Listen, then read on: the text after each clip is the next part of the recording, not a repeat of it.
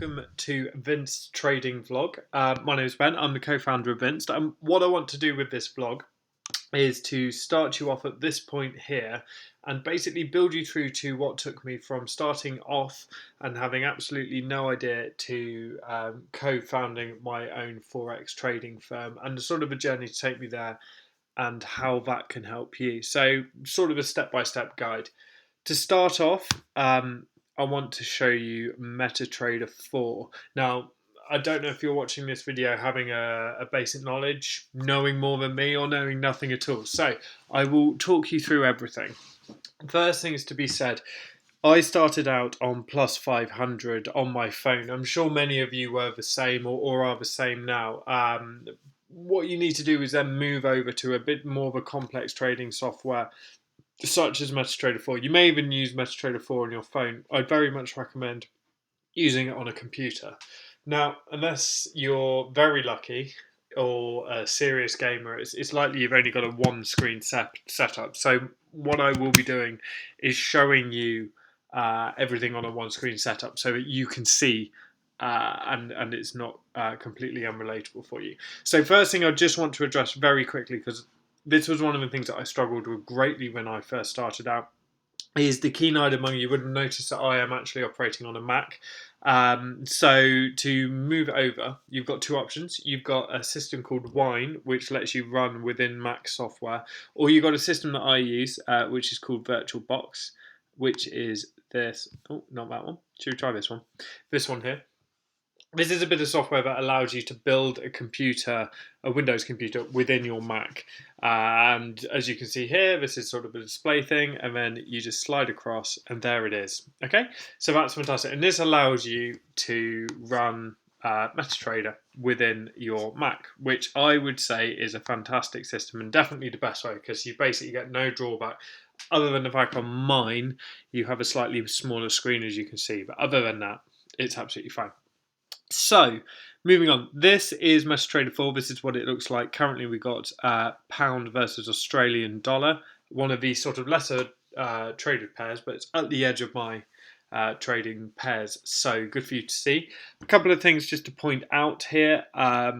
Pound versus Australian dollar. So, these green bars here are the pound going up against the Australian dollar. These here are the pound going down against the Australian dollar. Anything going up is known as bullish. Anything going down is known as bearish. They're the basic phrases. So let's look at sort of more using the system. So you've got over here this market watch thing. This is all of your pairings that you can access, of which there are loads, as you can see. I want to choose one of the lesser traded ones, which is Canadian dollar and Norwegian krona. So to open up a chart, right click that, chart window, and then it looks like this, which, as you can see, is completely different from the previous screen. So how do we get it to a point that we'd understand? Worth bearing in mind at this point, I'm going to show you how I trade and my trading graphs. Yours might be different. You might address yours in a different way, but what I'll do is I'll show you how I get to that point, so that if you do want to adjust things, then it's completely up to you. So first of all, zoom in. Let's have a look what we're looking at. These zoom tools are here, very useful. So you'll see that we've got these gate things. I don't even, what are they called? I don't even know. Bar charts, there you go. Don't bother with these. I don't know anyone that trades with these. You've got the options. You can even have this if you want, but what use is that to anyone?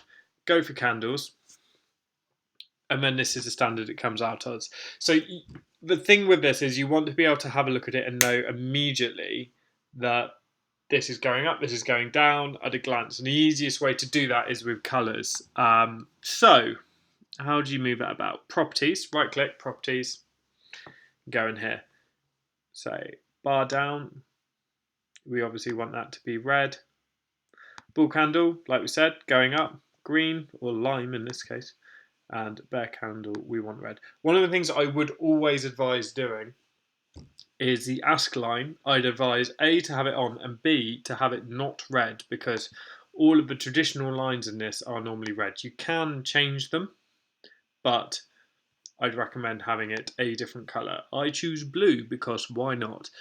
and then go into common and click show us line. The reason that you have this becomes immediately obvious when you click OK.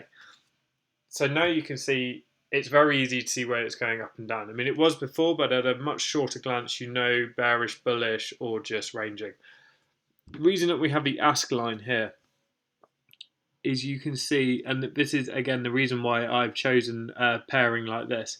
The ask line on this is about 500 pips, which is insane. That's like a very good trade. So huge ask line. Compare that to one here.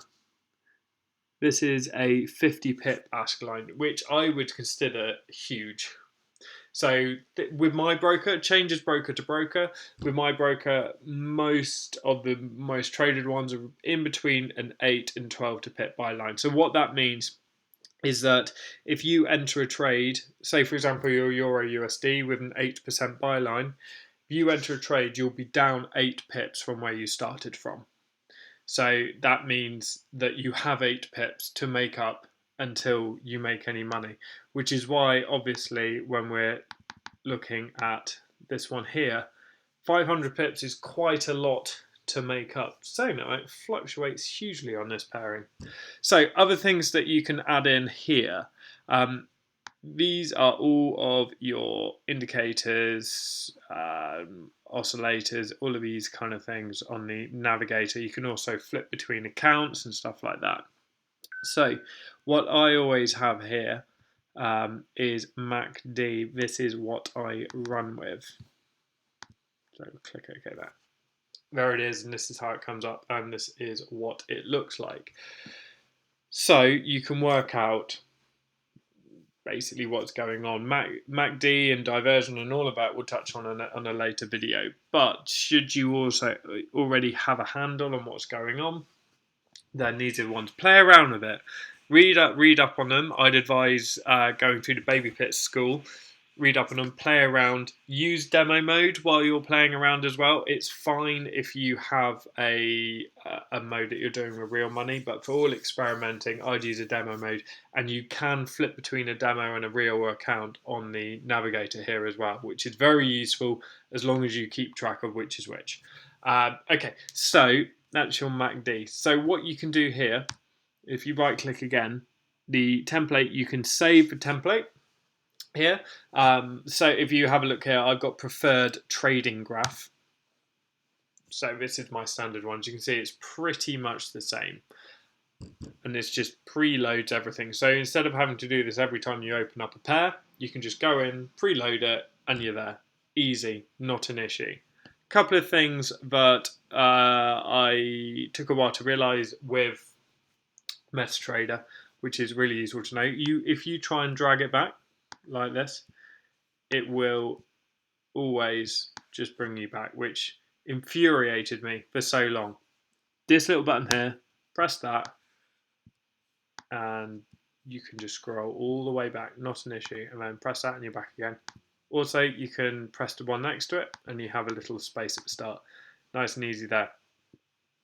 These are your lines, so you can click this, put in a line where you fancy. You want to move it, double click the line, and you can just play around with it. Nice and easy. This is also quite a useful tool as well, just to working out where sort of supply and demand levels are, if this is higher or lower, these sort of things. Very, very useful to have. We've also got here, this is the Fibonacci tool as well, which again is something we'll go into at a later date. But this is very much a sort of a drag and drop scenario. Bam, just like that. There you go. Fibonacci is in. Should you want to get rid of these things, right click, objects list, and you just delete like that. Hopefully. Should we try it again? There you go. And likewise as well, should you want to play around with the indicators, indicator list, you can delete and move around as well. So that is effectively it. Now, should you want to place a trade, which is of course why we're here, right click, trading, new order, volumes down super low so we can play around with it. But here we go. And this actually shows you your buy line here on the left as well, so that you can see where you would buy. So if you buy by the market, you're down here. If you sell by the market, you're down here. Yeah. So hopefully that makes sense. And you can put in your stop loss and your take profit and anything like that as well. And that'll just put it in. And that is basically all you really need to do to get going with these. With these videos, I'm going to try and keep them coming relatively thick and fast so that you guys can basically start from scratch and build your way up to hopefully being extremely successful traders. In the meantime, like, subscribe, comment, do all of the things, and I'll see you for the next one. Thanks for watching.